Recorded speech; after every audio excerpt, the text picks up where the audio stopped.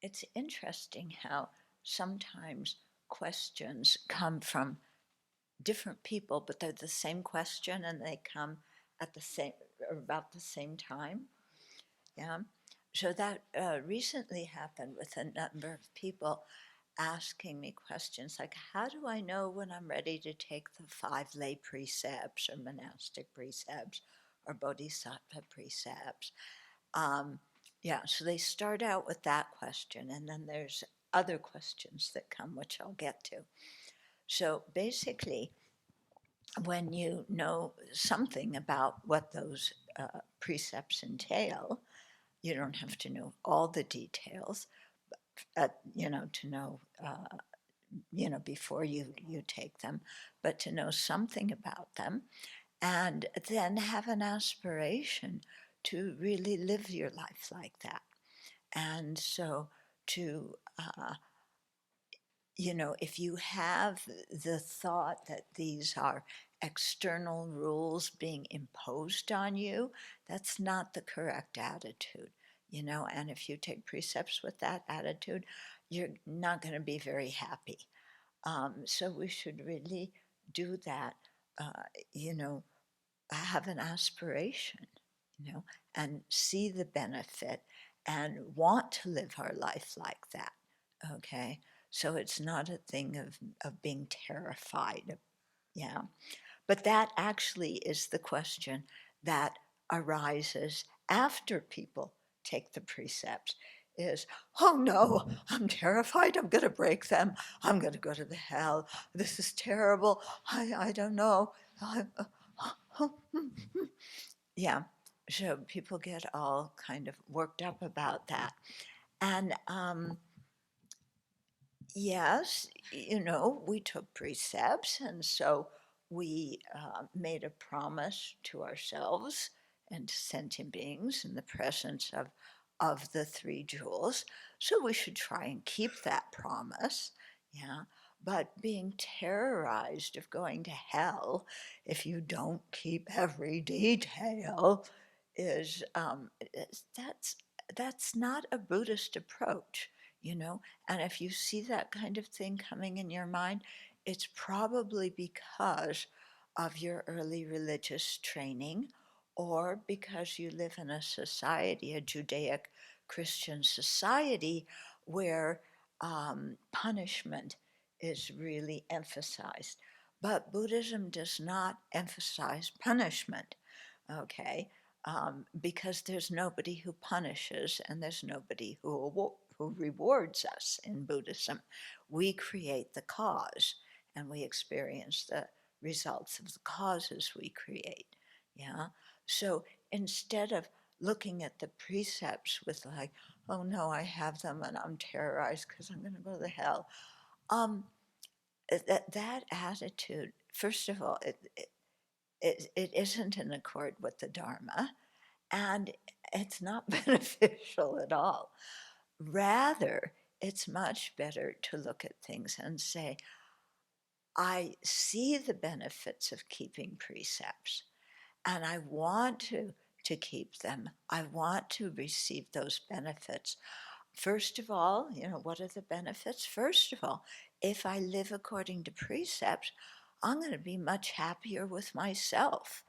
I'm going to have more self respect. I'm going to have more self confidence, because I'm not going to be acting like a jerk all the time and interfering in other people's lives and causing problems. So I'm going to feel better about myself. And I'm also going to get along with other people much better. Yeah. So that's a benefit you experience here and now from keeping the precepts. Yeah. Those 2 things. I mean, more self-respect, more better relationships with other people. Also, when we die, if we keep our precepts well, then when we die, there's no regret of, no, I did that, I did this, yeah. So there's no regret. And there's also no fear of, that comes with having created negative karma and then fearing the results that are going to come in. from that in terms of what rebirth we take. So there's no fear like that. And they say that then, people who practice well, that dying is like going on a picnic. Yeah. And I'll tell you the story sometime of when I watched somebody, and I was with when one Tibetan monk died. It was quite remarkable to see that. So, um, you know, so not to get all, okay, but, if we do break precept, you know, um, the Buddha taught the four opponent powers on how to purify them. Yeah. Why did he teach the four opponent powers? Because he knew that we would transgress the precepts from time to time. Yeah, because he knew that if we could keep them perfectly, he wouldn't need to have set those things up. Yeah. So we shouldn't expect ourselves to be absolutely perfect, and we will make mistakes. And the point is, when we do, to learn from them. What was going on in my mind when I did that? And sometimes we look and it's like, I don't know what was going on in my mind. When I look at what I said, when I did it, it's like, that's nuts. What was I thinking? And you realize, oh boy, sometimes I space out. I'm not even aware of what my own intentions and motivations are. And so, and this happens. And then sometimes, I don't know about you, but for me, I don't realize until like years later how stupid something was. Yeah. And, it's like that dawns on me. Oh, no wonder I was having a problem then. Look how I was acting, you know? So learn from our mistakes, yeah? Purify them, put what we learn into practice. There's no shame in any of this, okay? So sometimes you hear the word I translate as integrity. Some people translate as shame. That is there's two kinds of shame, or two meanings of shame in the West. We usually go with the negative one of shame, meaning I'm inherently defective from the beginning. Yeah, nothing will help me. Kind of the original sin kind of thing that you can never get rid of.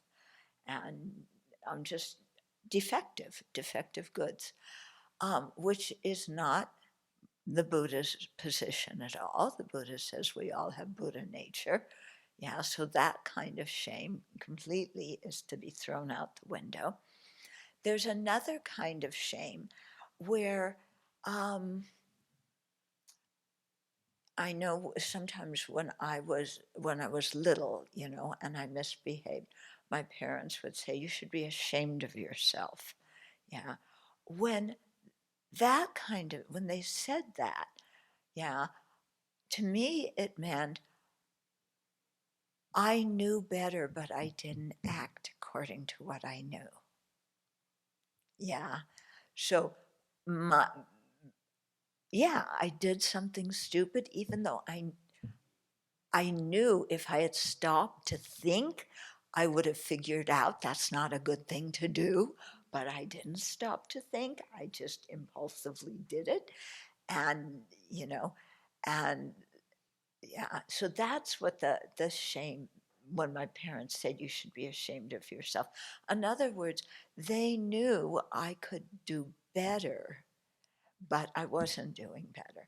And then it's not a thing about what other people so much, but I knew I could do better, and I was just out to lunch. Yeah.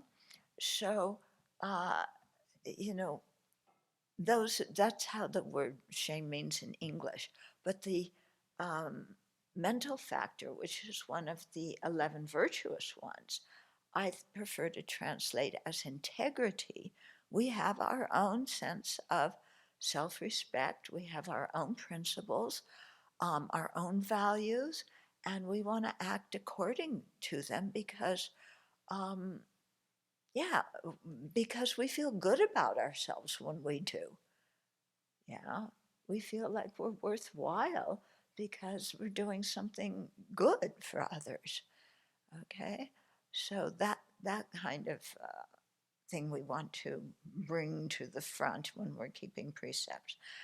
And then another question, a third thing that people go into is, oh no, I don't know if I broke a precept. You know, I stepped on an ant. Am I killing the? Did I break the killing precept? I had a dream of of stealing from the bank. Did I break the precept of killing? Um, what else? uh, oh yeah, I accidentally hit somebody. I was in a crowd. This one somebody said I was in a crowd and I was bumping up against people. Is that, like bordering on the killing? Is that included in the killing precept? And these kinds of things. And these are very sincere questions from people. Yeah, they want to keep the precepts purely. So the antidote to that is to learn about karma. Yeah, and learn about the precepts. If you have monastic precepts, if you study the Vinaya, it tells what constitutes an infraction and which kind of transgression it is. Yeah, there are, ones that are not so serious, ones that are more serious, ones that are, you, you're out if you do them. So you have to study those things. And for the 5 lay precepts, study about karma. Because if you study the Lamrim, the section on karma, explains the, what the object of each one is, what kind of intention you have. Yeah, you have to identify the object correctly. You have to do the action. You have to complete the action and feel good about it afterwards. So, you know, the if you study, yeah, the karma section in the Lamrim, then these things become clear to you, and then you don't get into this nervousness of, you know, I'm in a crowd and I bumped somebody, or I'm in a crowd and I stepped on somebody's toes. Did I create negative karma by that? Um, somebody asked this the other day. If you intentionally stepped on their toes, you know, yes, then that's not such a nice thing to do if you had a mind of, I want to cause somebody pain. But if you're in a crowd and you bump against people or accidentally step on their toes, everybody in a crowd should expect to be bumped because that's what happens in a crowd. If you're in a crowd, you can't go, don't come near me. Um, so people should expect that. Yeah, don't get worried about it. If you have a dream and it's of doing a negative action, the karma depends on how you think about the dream when you wake up. If you said, oh, I got even with that enemy. I dreamt that I killed so and so. It was only a dream, but what a great dream. I got my revenge. Yes, that attitude is constituting some negative karma. Yeah. But if you have a dream like that, and then you wake up and you say, oh, I don't want to be like that. I really regret that, even though it was just a dream. I regret that that kind of animosity exists in my own mind. And I will make a very firm determination, not to act like that. I can't control my dreams, but I can control my everyday actions. And so I'm going to learn from that dream and, be very firm and try hard not to act like that. Yeah. So, and then, we should always take the time to rejoice at the precepts we've kept. People are always focusing on what have I broken. But, and posada, we all confess what we've broken, but we should also rejoice at the precepts that we've kept. Yeah. And how keeping those precepts is making the unfamiliar familiar. Okay. And it's a cause really to feel happy about our own actions, happy at the merit we're creating, happy that we contributed to the harmony in society by acting like that. Yeah. And so it's important not just to focus on the negative things, but really make sure to steer our minds towards the benefits and rejoice. Yeah. We tend to just go on the negative, don't we? It's the same when we look at other people. Yeah. It's always, yeah, they do this, they do that, do that. And if we do notice something positive, it's, I'm jealous. you know, just we should train our mind. And this is definitely a training process. We can't just say, well, I hope. We have to train our mind to if we're getting jealous, to rejoice. If we're only seeing the negative in other people, deliberately look for their good qualities.